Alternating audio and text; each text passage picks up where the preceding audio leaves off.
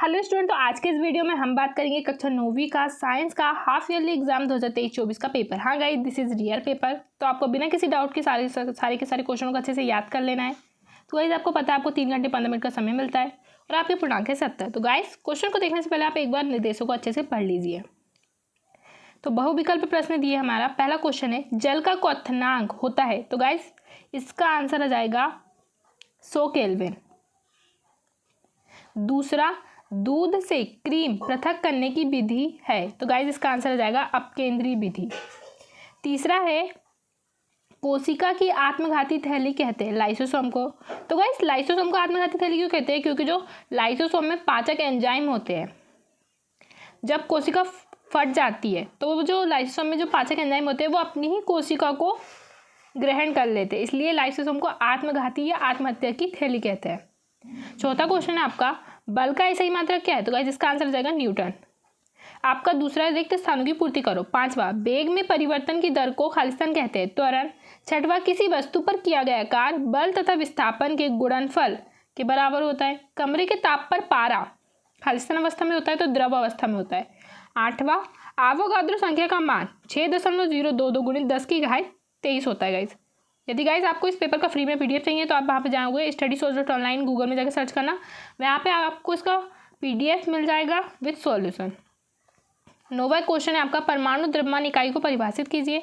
10वां, कोशिका का शक्ति गृह किसे कहते हैं? तो गाइस, शक्ति गृह से आपको थोड़ा सा डाउट हो सकता है, तो आपको पता होगा पावर हाउस, ऊर्जा गृह।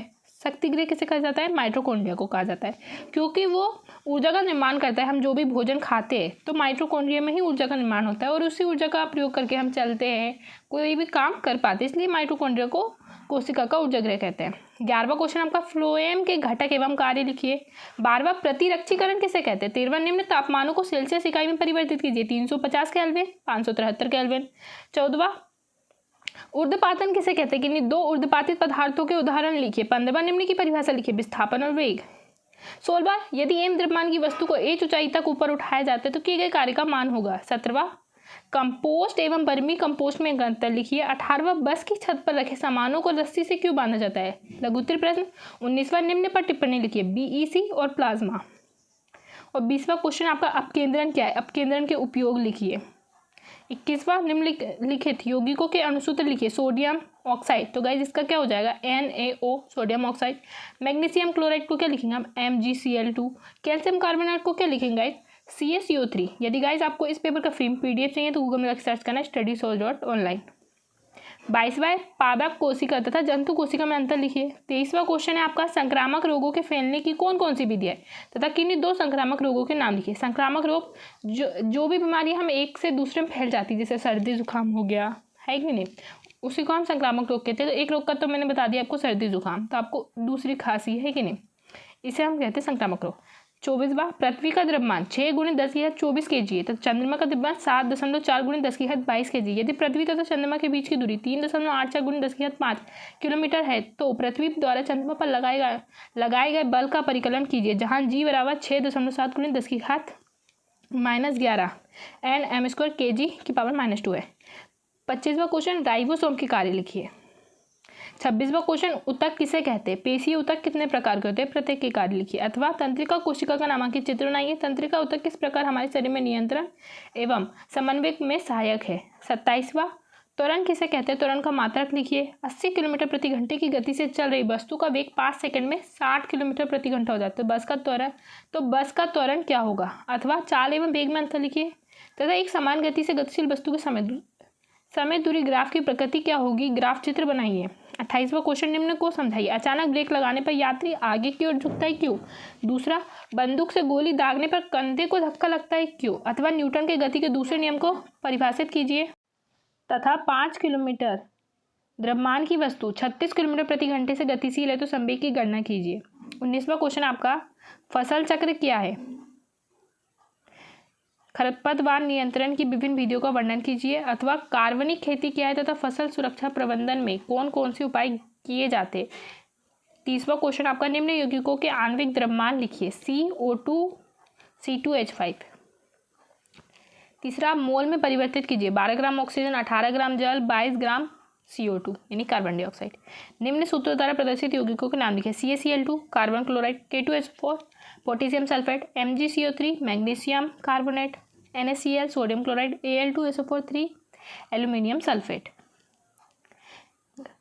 तो गाइस ये क्वेश्चन नंबर 9 का आंसर है। परमाणु द्रव्यमान इकाई एक नैतिक द्रव्यमान की मापनीयता की इकाई है जो अणुओं के द्रव्यमान को निर्देशित करने के लिए प्रयोग की जाती है। ये इकाई अणुकीय द्रव्यमान की तुलना में बड़ी संख्या में प्रयोग में आती है। खासकर परमाणु द्रव्यमान की मात्रा को निर्दिष्ट करने के लिए AMU का मान 1/12 संकुचित कार्बन 12 अणु के द्रव्यमान के बराबर होता है। 10वां कोशिका का शक्तिग्रह कोशिका के धरोहर को दर्शाने वाली तंत्रिका होती है। ये शक्तिग्रह शरीर के सभी व्यक्तिगत विशेषताओं का संचार करता है और कोशिका के जीवन की सभी गतिविधियों को नियंत्रित करता है। इसमें संचित जेनेटिक जानकारी होती है जो कोशिका के विकास कार्यों संरचना को नियंत्रित करती है।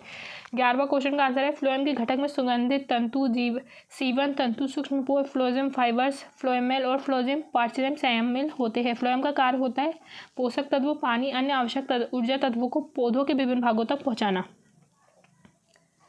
ये प्राइमरी फोटोसिंथेसिस और अन्य स्रोतों से उत्पन्न ऊर्जा को पौधों के अनुग्रहणीय भागों तक पहुंचाता है जिससे पौधों की विकास व वृद्धि होती है।